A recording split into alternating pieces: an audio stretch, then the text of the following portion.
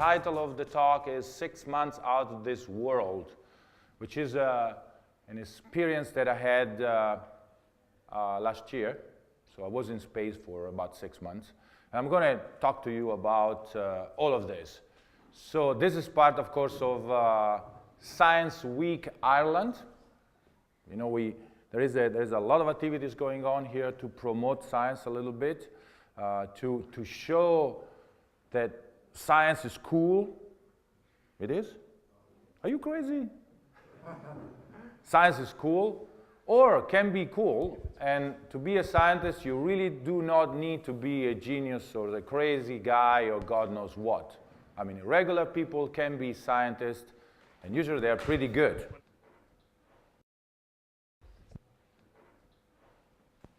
Obviously, I am an astronaut, and I'm going to talk about space and what it means going in space and do activities in space. And the first question that I'm going to ask you is, why do we go in space? Why do we go in space? I mean, it's difficult, dangerous, expensive.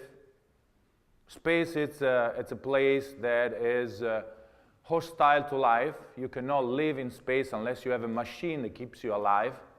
The machine stops working, you're dying. So why do we go there? I mean, we stay home and have a sandwich, maybe it's better. Why do we go in space? Come on, if we keep going like this, huh? To explore. To explore. Curiosity? Well, explore, curiosity is more or less the same thing. To learn, curiosity, explore, learn, more or less the same thing. Unique environment, free of gravity. Well, because there is a unique environment free of gravity, yeah, but what do we go there for? All right, you guys touched most of the items. My answer, yeah, this is not the official European Space Agency or NASA or whatever you want answers. My answer is that we send astronauts to space because it's cool. Because there we find an environment that we do not have here on Earth. Otherwise, why do we go there? This is just like going in vacation. Why are we going vacation in Maldives? Because we go to Maldives, we find something that is not in Dublin. Otherwise, we'd stay in Dublin. Why to go all the way there for finding the same things? And space is the same. We take all the pain to go down there because only there we can do things that we cannot do here on Earth. For example, we take advantage of the unique environment, which is microgravity, to carry out scientific research.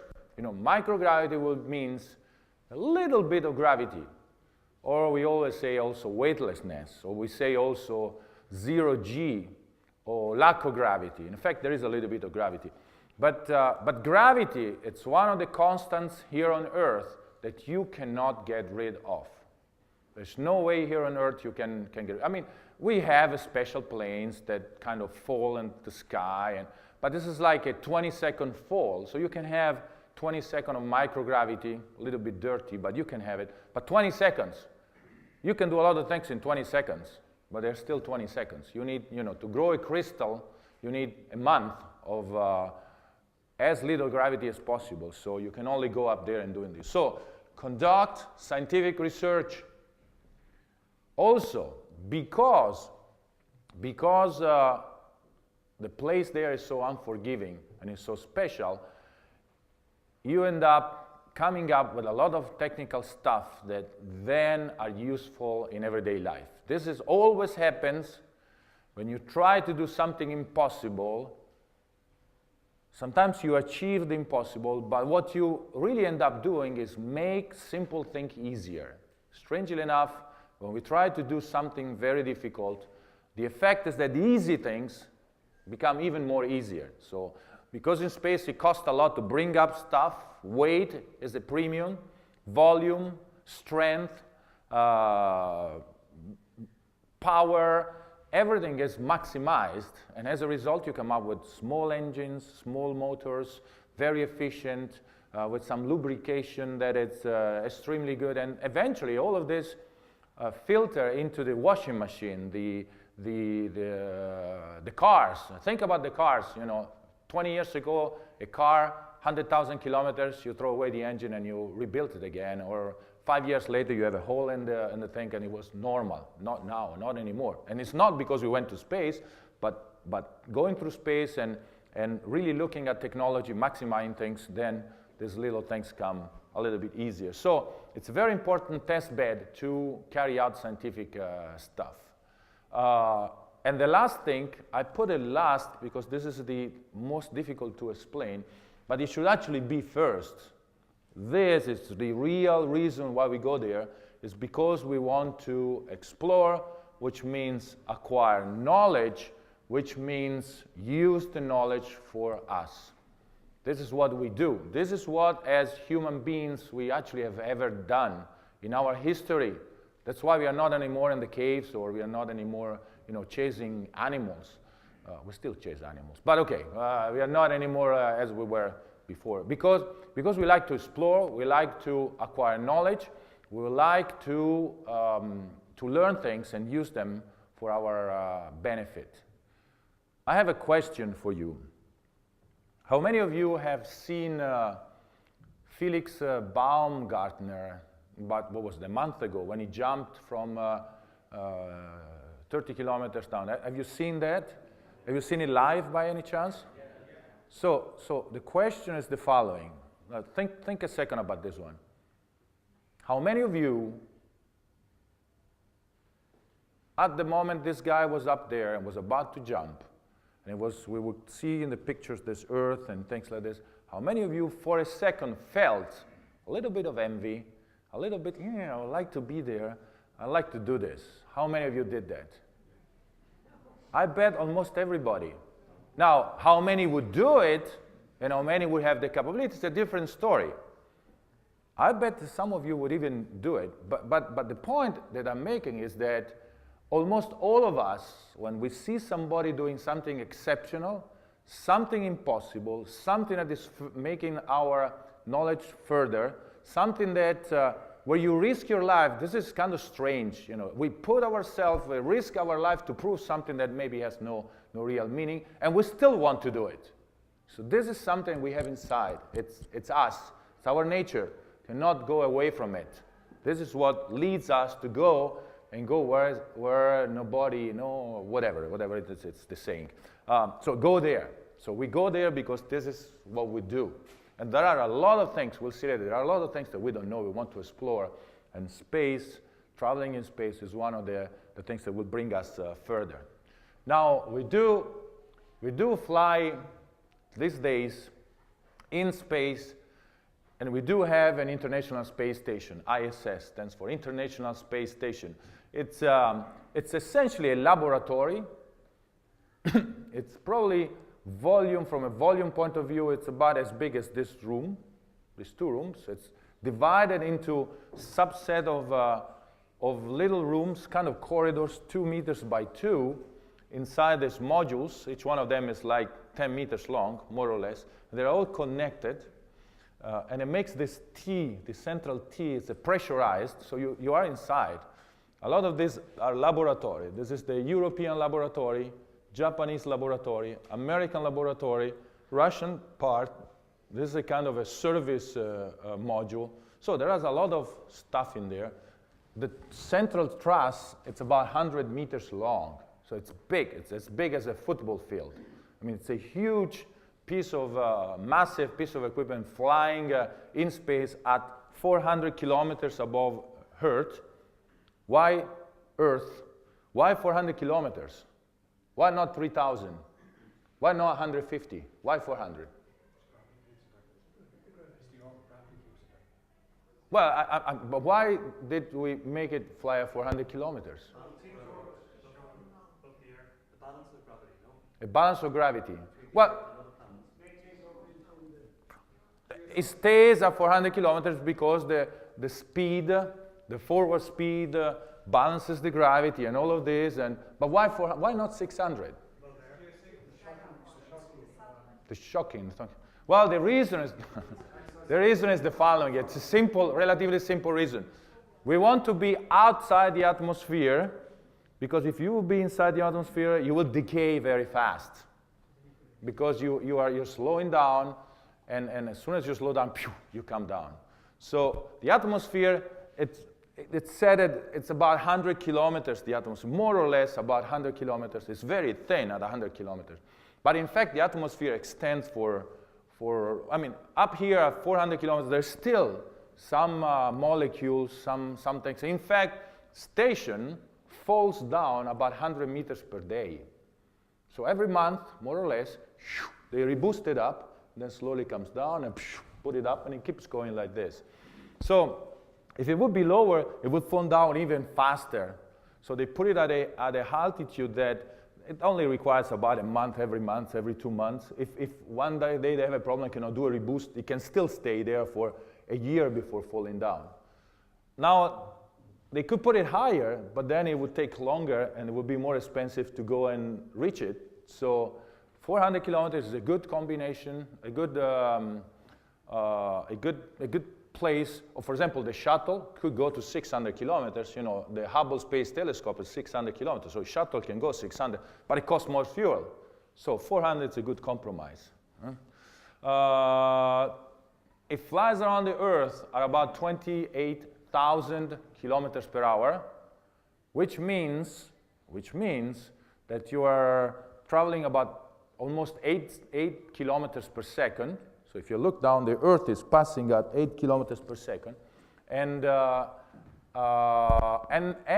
every 30, 40 minutes, you have a sunrise and a sunset.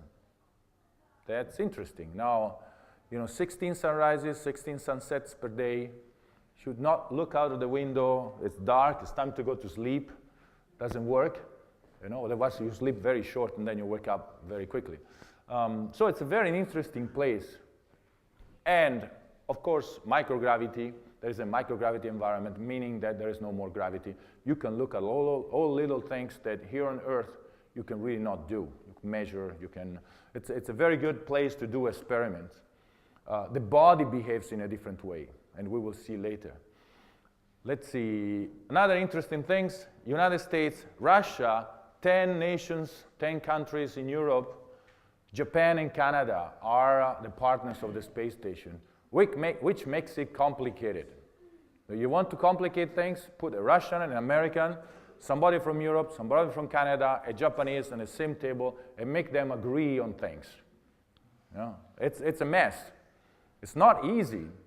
In fact, it would be much easier. It would cost even less if just one of these countries would do it. But the point is that we want to do an international cooperation. And it turns out that when you put the effort in making something like this work, and you set it up, then that project becomes much stronger than being under the control of one single nation. One of the problems that the Americans don't have a rocket today is because every time a new president comes, cancels what the old one has done and start from scratch. So guess what? Every 4 years, you have a cycle. And projects, from a political point of view, should last no more than 3 or 4 years because nobody cares what happened later. So if I am a president, I will subscribe to a project that lasts 4 years, and I can get results and show them. But nothing that costs 10 years, 15 years. Why don't we go to Mars? Because nobody is willing to invest, a substantial amount of money with some political results that will be 10 or 15 years down the road. That's the problem. So, but this shows you that when you put effort and energy, then the project is strong. In fact, it would have been canceled already if it would have been only under the control of the United States. But now United States, Russia, Europe, Japan, and Canada, a lot of difficulties, but you get a stronger thing. It shows you also that when you want to do complex things, you can actually put all these countries working together. So interesting also from a political point of view. This is obviously not a picture that's coming from the space station, right? Where's this picture coming from? Space. Space. Yes. Which space? Mars? The moon. The moon. Yes. This is one of the pictures that came from the astronauts who were on the moon. In fact, I was a little kid when these guys were jumping around there, and I was looking at them like, wow, John Young jumping on the moon, riding the lunar jeep, And I want to write it too. I want to be an astronaut too. I was a little kid. Look how nice I was. Nice little kid in school. I was not too good, to be honest. And this is what was more or less when I wanted to be an astronaut. But things took a different fold, we say in Italy. I don't know if this works. And I ended up going into the army. You know, I was drafted when I was 19. I had to do my 1 year of compulsory military service, and then I decided to stay. I was having fun, doing all sorts of crazy things, like jumping off perfectly good airplanes, which pilots say is crazy. But I was having fun. And then though, when I was 27, I decided to go back to my original dream and try to really make it happen. It was an impossible dream. You know, at 27, I didn't speak any English, studied French in school. I did not have a degree, university degree. I had all odds against me. I know when I presented my letter of resignation to the army, a general called me and says, "You're out of your mind. You're now an officer, special forces officer. You've done a lot of things, blah, blah, blah. And you're resigning because you're telling me you want to be an astronaut. And you don't speak English, and you don't have a degree, and you are 27. Are you all right?" You know, and I said, well, you know, I'll take my chance, or my chances. And in fact, some years later, it took a long time. It did not take a year or two. It took 20 years, actually 20 and more years. There I was, in a very weird situation. I had been assigned, this was my second flight, by the way, I had been assigned to a crew of 3, and the commander was Mr. Colonel Dmitry Kondratiev, Russian Air Force, that wanted to bomb us a few years early. And there I am in a crew with Dmitry Kondratiev, with Katie Coleman, a scientist. She has a PhD in chemistry, but she's also a colonel of the US Air Force, and me sitting there in the red square, putting some flowers on Yuri Gagarin resting place, because this is something that the cosmonauts do all the time before going to Baikonur and take off. They go there, put some flowers on Yuri Gagarin, some other flowers on Korolev. Do you know who Korolev is? So he's the father of the Russian space program, the one that designed all the rockets, the one that really pushed it. And then we took off, went to the Cosmodrome of Baikonur, today Kazakhstan, ready to be launched in space with a rocket. And when I looked at it, I said, holy cow, it's the same one they used for Yuri Gagarin. And it was true. I mean, you look at it, it looks like exactly the same one. I mean, the rocket itself is not far away from that Yuri Gagarin thing. What has changed is the top part here. There is a little spacecraft in here. It's called Soyuz. Slightly different than Yuri Gagarin. Yuri Gagarin had to parachute out of his spacecraft because they didn't know how to land yet. But then they figured it out. So now this one lands. Soft landing. We'll talk about it later. But there I was, same launch pad that Yuri Gagarin used 50 years before. It looked to me the same rocket. I'm thinking, this is crazy. This is crazy. And but it was interesting. It was interesting that I was a little kid and all of these things were happening, and suddenly I'm sitting there and doing essentially the same thing, which was interesting. In fact, we took off. It was 1 o'clock at night, December, minus 23 degrees, I think, very cold. And we took off. You know, I flew on the shuttle before. The shuttle, it's a very powerful machine. Can carry 7 astronauts, even 8. They did a couple of times 8. It can carry 7 astronauts and the equivalent of a double-decker in the cargo bay. Can bring it in space and bring it back. It's a very extremely powerful, performant machine. Can do brilliant things, but it's very flimsy. It's very delicate. Anything can disturb the launch, the process, and everything, and it's normal, absolutely normal, that You're scheduled to launch today, and then you don't launch today, maybe tomorrow, then maybe tomorrow, maybe tomorrow. You keep going like this. Oh, and in 6 months. Okay, then you come back 6 months later, not today, not tomorrow. I mean, there is always some problem. It's very seldom that the launch starts on time. This one, it's a very little spacecraft. Yeah? If you are sitting in 3, pull up your legs like this, and look at your 3, that's essentially the space that there is inside the spacecraft. I mean, that's all. It carries 3 astronauts and 1 sandwich. That's it.